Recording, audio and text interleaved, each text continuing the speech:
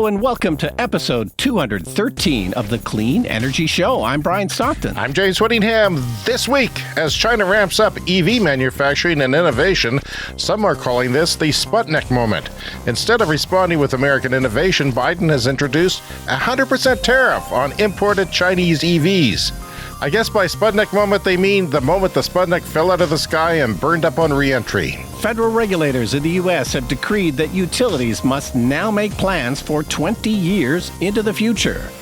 In solidarity, James and I will now plan our podcast 20 years into the future. It's not difficult because we plan to be dead. Trump asks top oil executives for $1 billion in donations in exchange for environment policy rollbacks.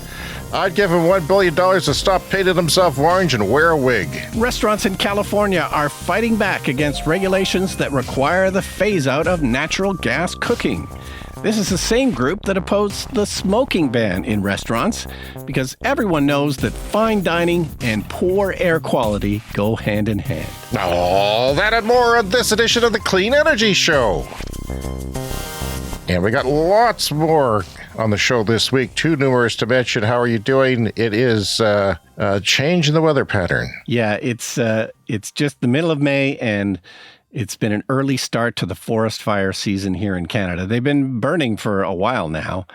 I don't have my heat pump quite working yet, but the guys were here last week trying to fix it. I did have some issues with my air source heat pump, and part of the reason we got it was to have cooling in the summer, because we wanted to keep the windows closed when the smoke is around. So anyway, right now, last couple of days, we haven't had any heating or cooling because they're taking out some parts and replacing stuff. So hopefully within a couple of days, I'll have the air conditioning back. And sadly, I'm going to need it because there's more smoke coming. In weather news, the sun has ejected a bunch of stuff at the Earth and created spectacular northern lights. Yeah, some fantastic photography opportunities, if nothing else. Some issues for the grid, I suppose. They kept talking about the grid threat, didn't they, in the news? Yeah. It sounds like nothing happened, but this is, I guess, a kind of electromagnetic radiation, so it has the potential to really screw around with our grid. So, I don't know. Nothing happened, but it's a worry. Last time this happened this badly was 2003, but I guess there are examples in history of the grid actually being affected by these things. Did you get out and look at the Northern Lights at all? No, if I'd had some warning, but, I'm asleep way too early. So, there's supposed to be sort of predictions for this, right? Like somebody should have warned me. There was predictions. Okay, you should have warned me then. They get like a 2-day notice, Brian, between the sun and when it gets here. Next time this happens, you let me know, okay? I went out with my daughter. My son and wife were supposed to come too, but my wife wasn't feeling well, and my son went out with some friends and did his own thing. And this is Aurora Borealis, if we haven't mentioned it. The Northern Lights, if you will. And, these went all the way down to Florida and southern New Mexico. I was looking at the Chevy Bolt Facebook page, and somebody posted a picture of their Bolt against the Northern Lights in southern New Mexico, which is essentially Mexico. If you look at the map, in the 80s or 90s, there was, we were watching Detroit TV, and they had this warning of, it's not spaceships, it's the Northern Lights, because Detroit didn't get the Northern Lights very often. Well, I wonder what the Floridians thought. Because they did have a warning, and even Brian, you, an educated man, who goes to bed early, didn't know about it. Well, I imagine there's a lot of people who thought it was space aliens. Anyway, it was freaking spectacular. And we went north of the city, my daughter and I, and there was a guy on the highway walking, and he wasn't looking for the Northern Lights. He was just a Friday night drunk guy walking on the highway, and that was scary. And then we turned around, and we were looking for him so that we didn't miss him. We didn't hit him on the way back. And he crossed right in front of us when we were looking on the side of the road. And then there was another guy on another highway. Anyway, we were coming back to the city because it was cloudy up there and nothing much was going on. We saw a bit of Northern Lights peeking between the clouds. I was looking at my satellite view of the weather, so I decided to go in a completely different direction. So I come back to the city and go on a different highway towards Regina Beach, and we got clear skies there. But on the way back at 11 o'clock, there was a constant stream of traffic coming out of the city. Constant. It was like, 6 Taylor Swift concerts had let out or something. It was constant. And I've never seen anything like that. Back in 90, I want to say 4-ish, there was this big Perseid meteor shower, which was supposed to be spectacular. And I went out and it was like 6 degrees in August. It was very cold Celsius. Very, very cold. This huge thing streaked across the sky and left a tail glowing. It was the most amazing thing I'd ever seen. And you heard all these oohs and ahs from all around you. You didn't realize all these people were out on the countryside, parked on the gravel roads, but they were. Well, this was the same thing. They were everywhere. Except, the Northern Lights aren't sudden, so you don't hear oohs and ahs, but you could hear people talking. You think you're in the middle of nowhere and you hear somebody talking. Oh, there's somebody down there in the darkness, 200 yards away on the gravel road. So, yeah, I'd seen some pretty spectacular Northern Lights back when I was a young man. Was in cars, spent a lot of time in cars when I was young, and saw some pretty cool things, including dancing lights that seemed to be right over your head, including, the illusion of sound coming from them, which is a phenomenon that happens. I have seen it a couple of times, yeah. These weren't dancing, but they had colors that I had never seen before. I'd never seen red, massive purple and reds, and usually your standard aurora borealis around here is green. And I used to see them all the time, but they built up sort of the industrial section of the city, north of the city, in the rural municipality. They've got all these businesses there that have these ridiculously bright lights, unnecessarily bright LED lights. So that's gone. That part of nature is taken away from me. And but what takes away from that nature is smoke. Smoke takes away from the night sky. Yeah. Because on Saturday, we went out again because we were hooked. And there was supposed to be more on Saturday. There was, but it was just green. But, the smoke takes that away. I had some cool photography going on. Got some really good pictures with the new camera from the Clean Energy Show here that is modern and does things that, last time I did it, Brian, I think I was doing 30-second exposures to get the Northern Lights. So they move in that time. They're not, It's not a capture. Now I'm down to like 1, 2, 3 seconds. It's ridiculous because they're so sensitive now. The cameras are so sensitive, and I have a much better lens, which lets in more light.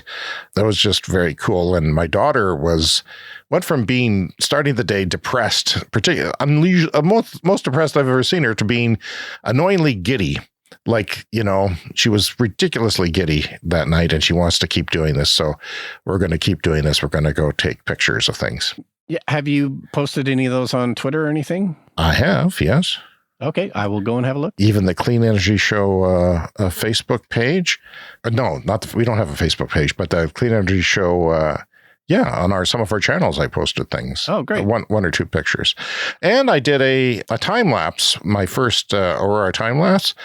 And I wasn't even sure if it was working. It was all in camera. They have great settings for just making it happen. And wow, that was really cool. Like, I just blew my mind when you first watch it and realize that what it's recorded, although it used all my battery. So that's an issue. It did use the battery's not great in the camera, but I think I have an external power supply that I might bring along next time to do that. Yeah. Very cool stuff. Yeah. They say, I regret that my partner didn't make it out because it could be once in a lifetime, literally. Like, these don't happen all the time. Next time it could be cloudy. Next time I could be in the hospital, or in the old folks' home, or in a morgue, more likely. So, yeah, it was pretty cool to see that. Yeah, it's nature, and it's obscured from climate change, because anything else that happens this summer, we're at a peak, Brian. I think it's 13 years, 9. Is it 9 or 13 years? There's it's sort of a cycle of the sun activity, and we're at the peak of the sun. So there could be some more stuff flying our way yet. Like when the cicadas come out, it's on the same schedule. It might be the same schedule. I don't know. Maybe they might have synced up. This is from IndieWire. I don't think I've quoted the news site IndieWire, which is a film, movie, little bit of TV show blog. Alison Bechdel, the Bechdel test, which we haven't talked about before, probably, or even in conversation away from the show for a long time, but it's something that used to be discussed a lot. She came up with the comic strip premise for the Bechdel test in 1985, identifying the lack of female representation in movies and TV shows in which two women don't even speak to one another. And if they do, it's about a man. So it's amazing, actually, if you looked at how many movies actually pass the test, which is not very hard. Having two women have a conversation on screen that's not about a male character. So the nonprofit organization Good Energy is launching what it's calling the climate reality check. So it's taking the Bechdel test to climate in movies, essentially, and it is introducing criteria for a Bechdel type climate test. To pass this test, they say a story in a movie must demonstrate two things: climate change exists and a character knows it. And Alison Bechdel endorsed this. She endorsed it on Twitter, so she's still around. The writer of the story and the people who are doing this were thrilled by that. In evil news, Trump has asked top oil executives for $1 billion in campaign cash in exchange, I can't believe I'm reading this, for environmental policy rollbacks. Yeah. He shouldn't be leading in the polls. I don't understand what is wrong with America and Canada. Yeah. Well, perhaps our American listeners can tell us. But, I don't understand. In my day, you couldn't make a $1 billion bribe announcement and get elected. And you couldn't be in court 6 times charged with crimes. I don't understand. I'm going to leave it there. I don't understand. Yeah. So he recently hosted a high-stakes dinner at the Mar-a-Lago Club. You know, the Mar-a-Lago estate was made by a serial. Yeah, I watched the Jerry Seinfeld movie as well, yeah. You have such high standards for movies. How could you watch a lowbrow Pop-Tart movie from Jerry Seinfeld? It was definitely not great, but one of the complaints I have about comedy movies is that there's usually not enough jokes in them. Like I'm constantly. This was wall-to-wall jokes. This was the point of the movie was a frame, a canvas to put jokes on. Really. Yeah. So even if they didn't all land, I do appreciate a movie that's wall-to-wall jokes because that's really hard to do. So last month, Trump, he asked for $1 billion in contributions from for his re-election campaign, and in return, he pledged to dismantle the environmental policies. So that's just, Brian, I hope he doesn't win. Yeah, so from Electrek, this is about FERC, the Federal Energy Regulatory Commission in the U.S. They have now decreed that utilities must have a 20-year plan in place in terms of managing their grids. So as we've said many times, a lot of people complain we can't switch to EVs because it'll crash the grid. And of course, that's not true, but you do have to plan. You do have to upgrade the grid. And I think over the last 100 years, the increase in electricity usage has probably been pretty slow and steady, but it's about to really crank up. And my own home is a perfect example of what's basically going to happen to everybody, to every house, to every city, to every apartment building, is that electricity use is going to roughly triple. And I would say that that's probably what's happened here in my house.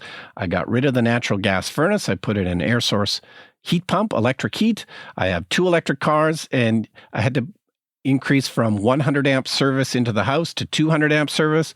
So, all this cost a lot of money, and it basically has tripled my electricity use. And this is going to play out. And there were no rules in place prior to this about utilities having to plan. Now, I'm assuming the smart ones, have already had 10, 20-year plans in their future. But now this is a federal regulation in the U.S. It's order number 1920, and there are specific requirements for transmission providers in the lower 47 states, excludes Texas because they have their own grid. So 47 states must have long-term planning for regional transmission facilities and have a plan for how to pay for them. And this is going to be on a 20-year time horizon.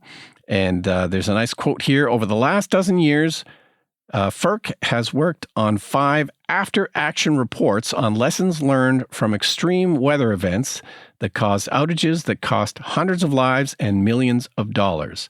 We must get beyond these after-action reports and start planning to maintain a reliable grid that powers our entire way of life. So amongst, yes, increase in electricity usage, but an increase in extreme weather events. And this is causing power outages. And the really bad ones, people can lose their lives in the really bad power outages. So yeah, this is, it's a different world. The energy system is not what it was 100 years ago. And this is just a start, but it seems to make sense to, have better plans in place for grid expansion. Well, some people might be wondering, why is electricity needing to go up? Well, there's a little bit of data centers in there for AI and things like that, but also we're switching to electricity for heating, which has generally been inefficient.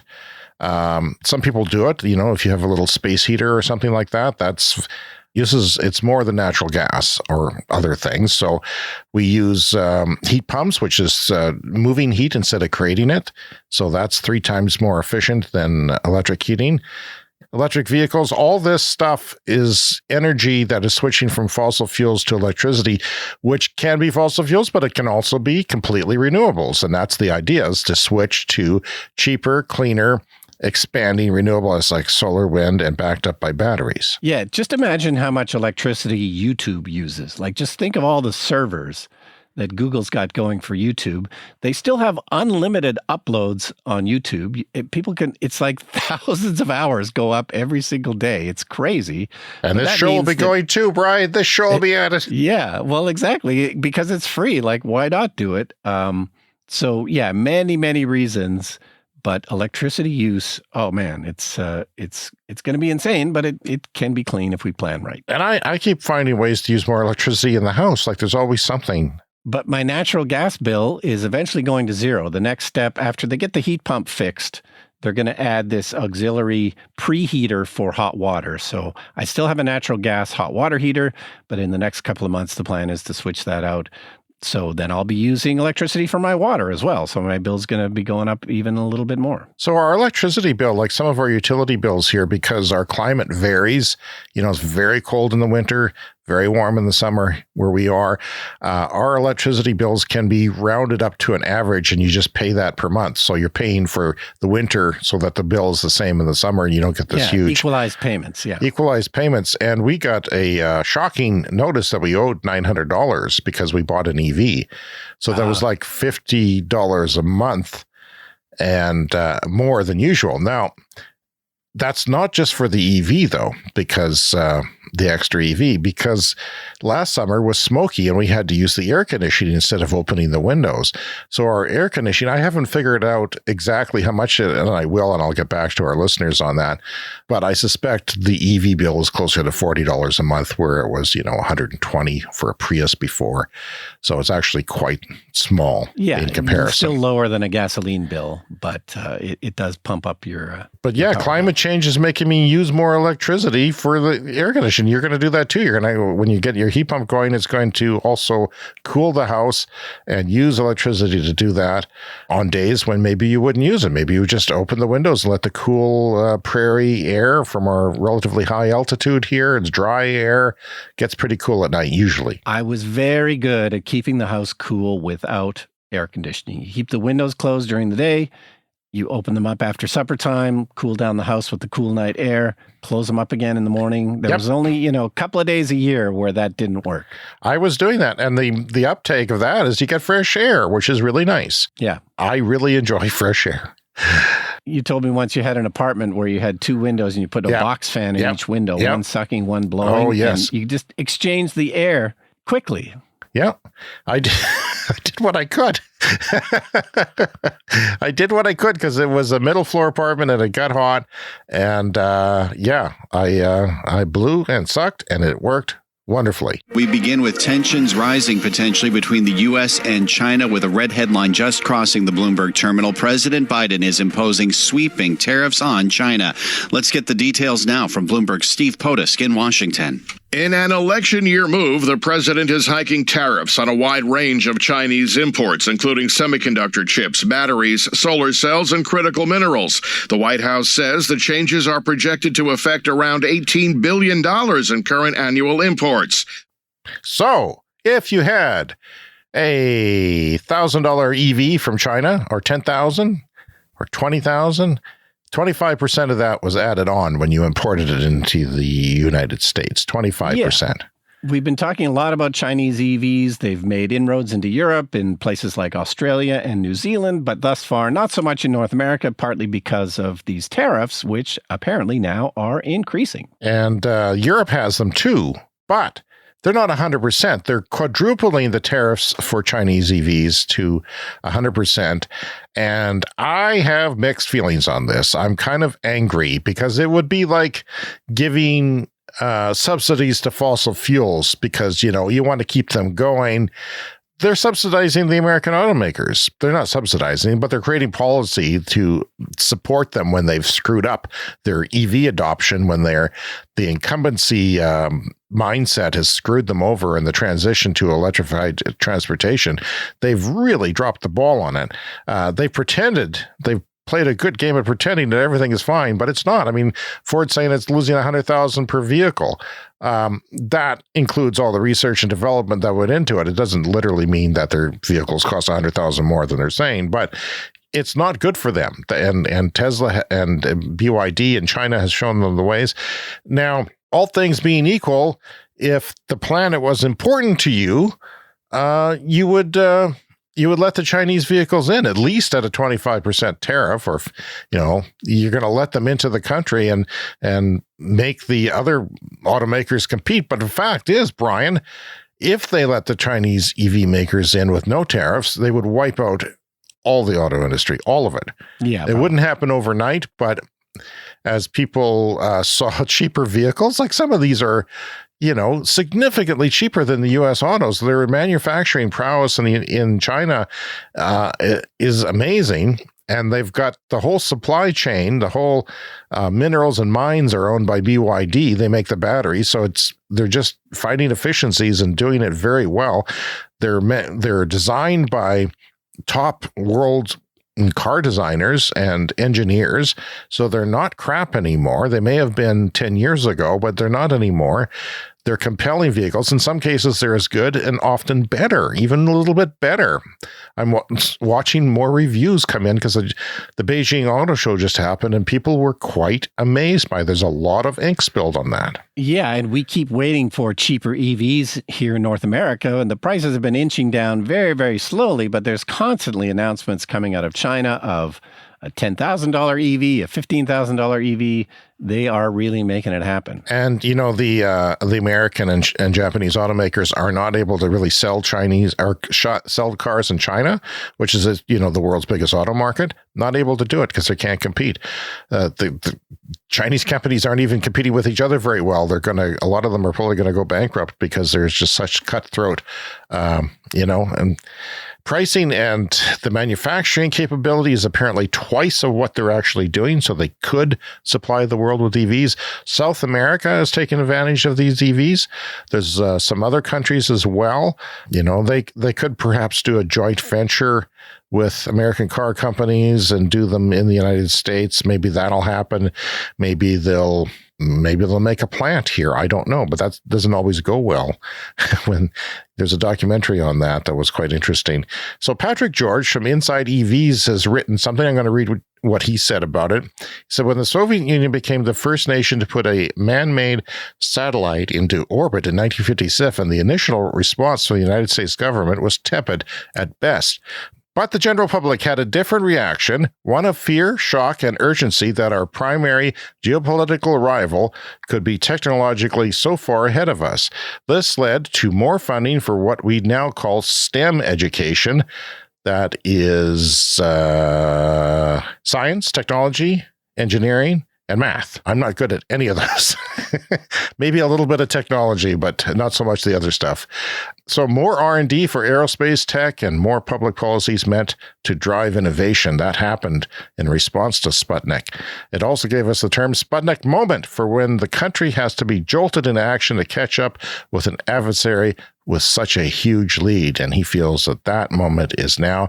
They're also putting tariffs on semiconductors, batteries, solar cells, and critical minerals, all of which are pertaining to what we cover on the show. Yeah, and of course, this is upsetting. This is definitely a Sputnik moment for you and I because we follow this stuff closely, but I still get the feeling that the general public not really following this stuff, so they're not going to be as outraged as they were when the Sputnik went up in 1957. There's a general sense that the cars we've got are fine, I think. It is a balance. I mean, I don't know that I would get rid of tariffs altogether on Chinese EVs if I was in his position, because you have to go to bed at night and realize that a lot of the American economy, a lot of American jobs rely on that. Some of them listen to our show. So it's a hard decision. You have to balance that with what we need to do to save the planet from going down a spiral of feedback loops in the climate. Yeah, and the 25% tariff already seemed to be enough to keep them out, or, the Chinese production. They have enough other countries to worry about that they weren't going to start going to America until they really, had to expand there. So, yeah, keeping it at 25% may have done the job anyway. This just is, I don't know what you'd call it, icing on the cake? Something like that. Sure. All right, so continuing with news of China. So BYD, the Chinese automaker, they are headquartered in Shenzhen in China, and now they've put out an announcement that Shenzhen is the first city in China to have more fast charging plugs than gas pumps. This is, I'm very surprised to read this. I didn't think that we were anywhere near, but of course, a lot of the progress in EVs is happening in China, and we don't always see it because we're not there. It's a world away. So there are 362 supercharging stations in Shenzhen, and when you count up the number of plugs versus the number of gas pump connectors, apparently there's more chargers. So this is a big deal. Shenzhen has always been on the leading edge of this kind of stuff. It's a city of 12.5 million people. And way back in 2017, they electrified their bus fleet. They've got 16,000 electric buses, and their taxis were electrified way back in 2019, before we even started this show, James, which is remarkable. Ancient times. There was ancient times before we started this show. We've been going for so long. It's quite remarkable. Yeah, I guess it's also, a view as to what's going to happen in other places of the world. They're going to catch up. Of course, it's kind of sad right now with the Tesla supercharging situation. We kind of needed them to be a part of the solution. Now I'm waiting for somebody else to start a network. I wish there was a unified network that could do it, because Tesla was doing it way cheaper than everyone else. It's like somewhere between 25 and 70% cheaper they were doing it, depending on the situation. And they're talking about expanding their network now in the same locations. But experts have said time and time again since that announcement that it's actually hardly any cheaper at all to expand on those locations, because you got to put in more infrastructure, more grid connections. They're not expandable. Most of them are not expandable. So that's a bit of an issue. And it is, like I said, part of what's going to come in the future. Oh, it's time to dip into the mailbag, as we like to do. This one says, "Hey guys, I'm in the middle of listening to your last show, Robots That Do Dishes. It's called a dishwasher. LOL. No. That's from Mitchell. No, Mitchell. No, that doesn't count. That's great. I mean, I always said that's the best $100 I ever spent when I was in university, was to buy a used portable dishwasher that I put in the trunk of my car and hauled home and eventually gave it to someone who left it outside in the rain. But yeah, it was wonderful to have. To go from zero to have nothing to a dishwasher, huge thing for me. I've got a cousin who has a dishwasher, doesn't know how to use it. Technical nerd guy, refuses to learn how to use a dishwasher. I don't understand those people. Doing dishes is the worst job on earth. Yes. And the second to have worst job somebody is to load it. Yes. You need a robot to load it. You need a robot to load that sucker. Yeah, you're right. You're right. Without it, it's a huge thing. But, now we want more. We want more. We've got our cake. And our first world problem is, my back's, it hurts. I don't like bending. I don't like bending into the dishwasher. If I could custom make a house, I would make the dishwasher like off the floor so that I wouldn't have to bend. It's true. I have the same problem, because when you have a bad back, it's like bending and twisting at the same time is the thing you have to avoid. Yeah. And when you're, moving all around loading the dishwasher, that seems to be what you have to do. Can I get a note from you to explain that to my wife? Because she's not happy with my participation. Here's another letter. Hi, team. Long-time listener, first-time emailer. We recently moved to the Midwest, but used to live out on the East Coast, and we would have frequent road trips 2 to 3 times a year, about 1,700 kilometers each day. And that made us go for a Toyota RAV4 hybrid when we bought our car at the end of 2019. That's a good car. My sister-in-law has one. Yep. I'd like to see the plug-in version because it's got a good range for it when you're not going on those road trips and have an electric car. Plus, it's really well reviewed, but they're also very hard to get. You know, I was looking at Toyota Red Tag days. They're not available. There's no cars available. All have limited inventory, and it's not because of the sale. It's because they're just not making them. I don't know why. He goes on to say, I love the car, but I'm disappointed in Toyota for not believing in EVs. I'm a Toyota fan as well, and I'm disappointed I would love to buy a Toyota EV because I'd know it'd be reliable. And I instead bought a Chevy EV. Now I'm just, gambling on red on the casino and putting everything on red. So I'm saying this is a Toyota driver, albeit on borrowed time. This may be the dumbest ad I've ever seen. And he gives an ad talking about how Toyota has electrified their vehicles. They're electrified vehicles. They're pretending to be electric, and they're not. And of course, that drives every EV owner crazy. Yeah, they're putting out these print ads or ads on Facebook that say Toyota has the most electrified vehicles in their fleet, and that is true, but electrified vehicles are not fully electric. They mostly run on gas. And I think I was telling you a couple of weeks ago on the show, like I happened to catch a Toyota ad. I was watching TV. I don't normally watch TV. I cut the cord many, many years ago, but I saw a Toyota ad on TV, and damn, it was convincing, because it was the same kind of thing of, electrified vehicles. And, like we were talking about earlier, this is not a Sputnik moment for most people, because most people, I think, see that kind of ad from Toyota and they're reassured because they already like Toyota. And, Toyota's electrifying. That seems good. They've already got a reputation for hybrids. They've got 25 years of hybrid innovation. So people say, well, okay, I guess it's time to do something. I'll buy the Toyota because I've heard that but they're not. Yeah. They're 25 years old. They've done that. They did it well. If you're going to buy a hybrid, buy a Toyota. But because everyone else makes hybrids, and people don't even, my brother-in-law doesn't think anyone but Toyota makes hybrids, so he's going to buy a Toyota, he says. So, yeah, it's just not the case. And this is from Preben in the United States. He says, I believe you can count on the uninformed believing that this makes Toyota part of the green future. Yes, that's exactly what you just said. Thought you might enjoy this. As the saying goes, misery loves company. Well, I think that people will, see their neighbor have an electric car when they've got a Toyota hybrid, and they'll eventually realize, because every car ad, again, I'm starting to see now is electric for fully electric vehicles.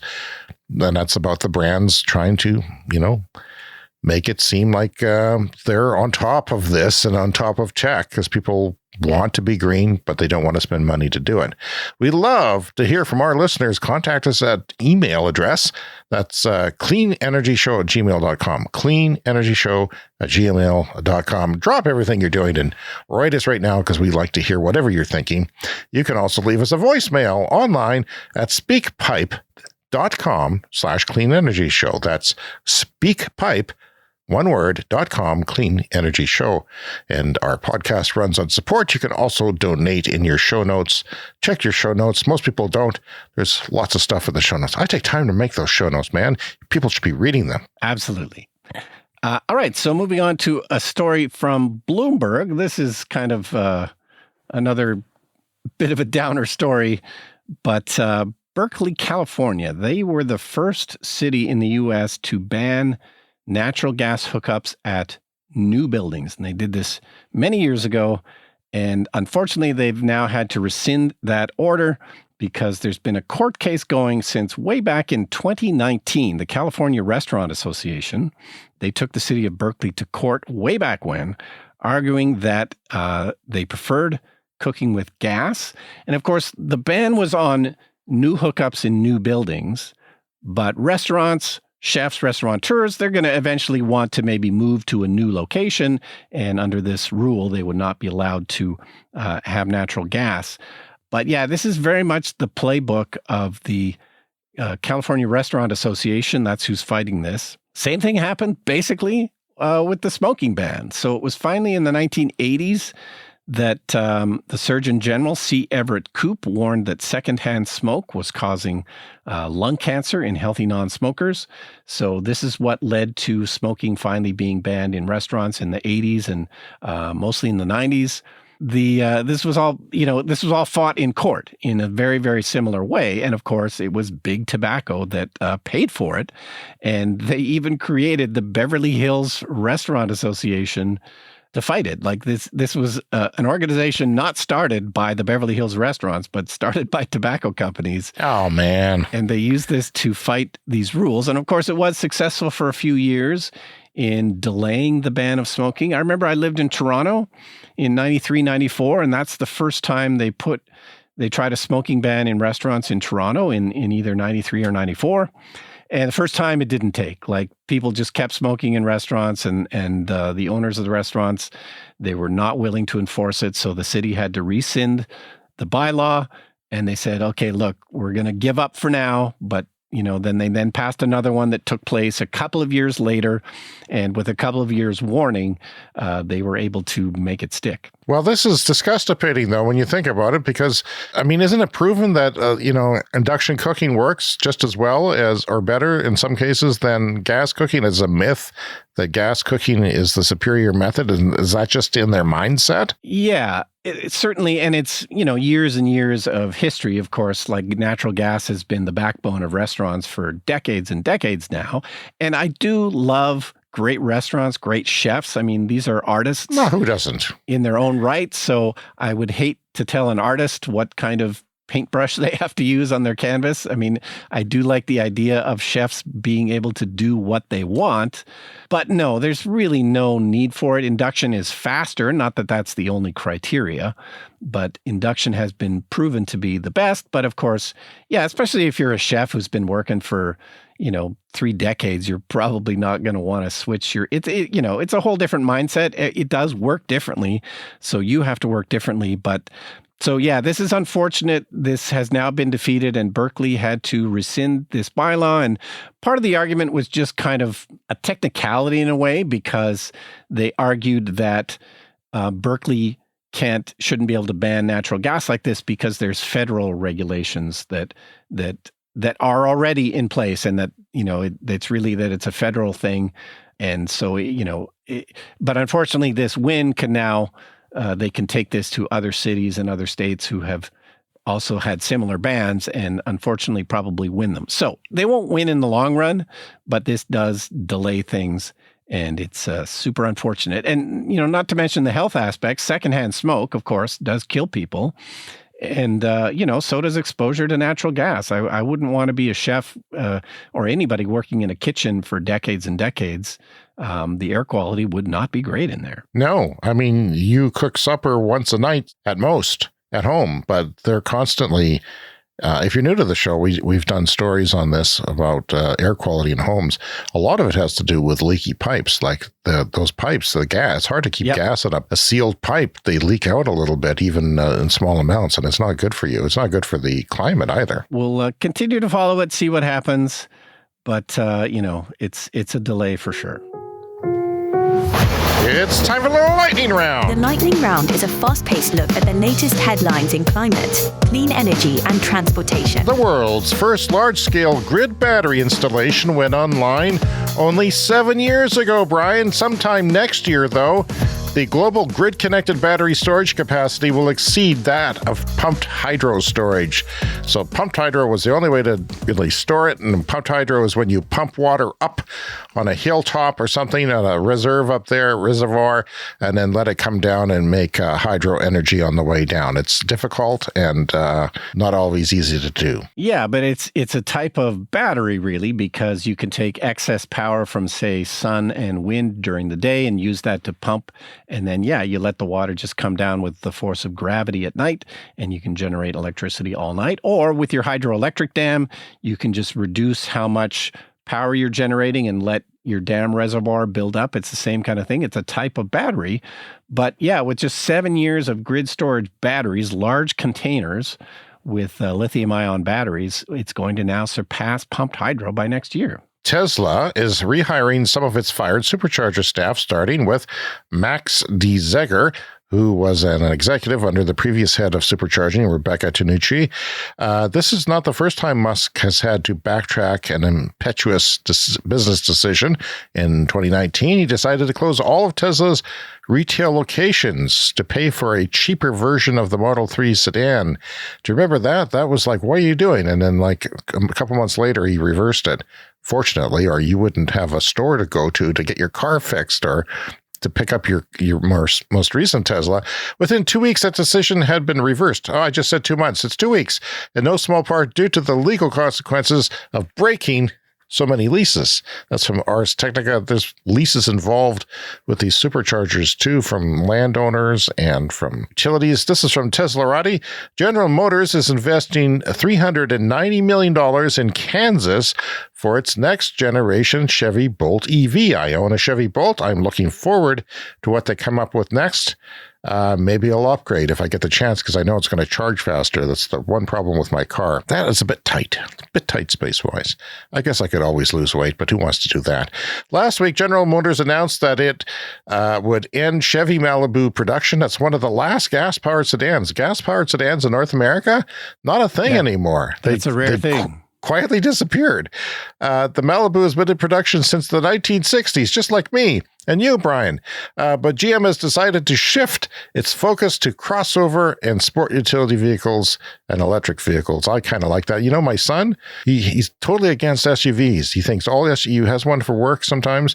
Completely, like the new generation doesn't really care. At least it seems that way. Half of the people he knows are buying trucks, but they're from the country.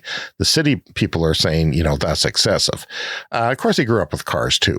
So what is the round trip efficiency of California big batteries? That round trip efficiency was what we talk about. We could apply that to pumped hydro, because you have to power a pump. You use excess solar, for example, in the daytime to power a pump to put the water up. And then the water comes back down and it turns a turbine. And how efficient is all that? Well, there's a round trip for batteries too, because you have to change it to DC and AC and go back and forth. It's 87%, which is actually pretty good. Yeah, that seems great. You lose about 13%. That's not too bad at all. It's time for a CES Fast Fact. Brazil is to come in third for global clean energy investment last year, now that we've tallied up the numbers. A lot of people wouldn't have picked Brazil. That's kind of flew under the radar for a lot of people. If you listen to the show, there were hints. Yeah. There were hints on our show. It was there. But I would not have guessed that either. Germany was after that. The U.S. was number 2. China, of course, was... the graph has to be, it's just completely blown away. It's like it goes on forever. The Chinese graph is comical. China is yes, that's what I was trying to say.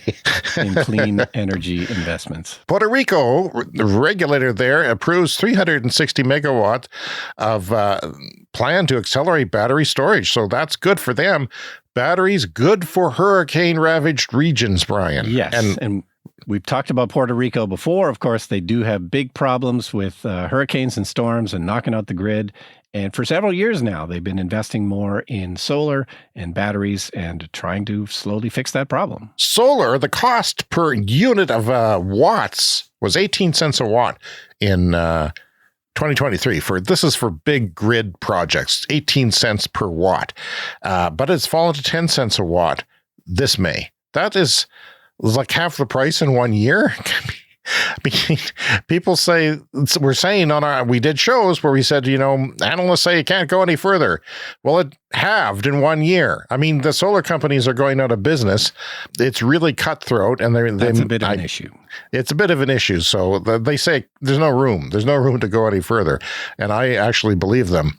Renewables worldwide have passed 30% of electricity supply. So that's something to keep an eye on.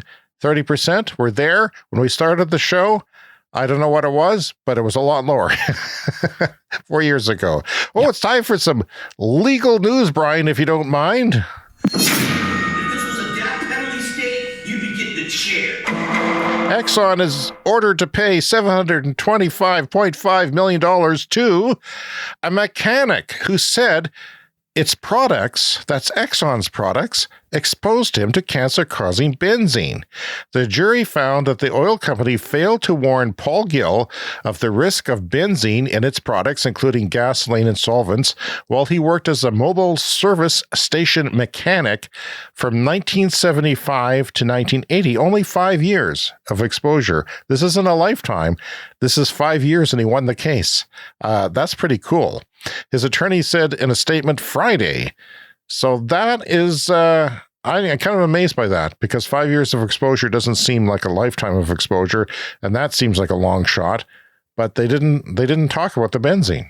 Yeah, well, we have a similar local story here. There was a man who passed away recently from cancer, and he and his family were suing Sask Energy, our local natural gas provider, because he had worked for decades, 2 or 3 decades for Sask Power, and they filed a lawsuit and said that his cancer was caused by the same thing, benzene.